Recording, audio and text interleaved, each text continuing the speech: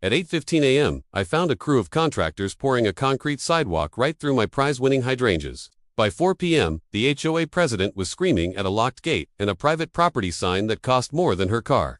I'm Sarah, and I live on a corner lot that provides the only flat access to our neighborhood as Hidden Lake. The HOA board, led by a woman named Brenda, who thought she was the queen of the cul-de-sac, decided my backyard was underutilized. Without a single phone call, they voted to install a community nature trail right across my lawn. When I confronted Brenda, she didn't even look up from her tablet.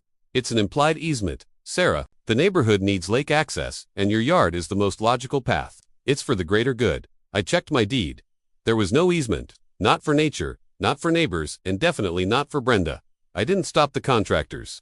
I let them finish the beautiful, smooth concrete path. I even let them install the decorative solar lights. But the moment the grand opening ribbon was tied to the posts, I made my move. I hired a fencing company to install a heavy-duty 6-foot iron fence at both ends of the path exactly on my property lines. Then, I installed a high-tech keypad, lock, and a sign. Private access, resident key required. Membership fee, $5,000 per year. The next morning, the Nature Club arrived for their inaugural walk. They were met with iron bars. Brenda was there in seconds, her face turning purple. You're obstructing a community asset. Open this gate or we'll have the sheriff cut it down. The sheriff arrived, but he didn't bring bolt cutters. He brought a surveyor's map. Ma'am, he told Brenda, this path is entirely on her private property. She didn't sign an easement, and you didn't get a permit to build on her land. If you touch that gate, it's a felony. The HOA had spent $30,000 of community funds to build a sidewalk on land they didn't own. The residents were furious.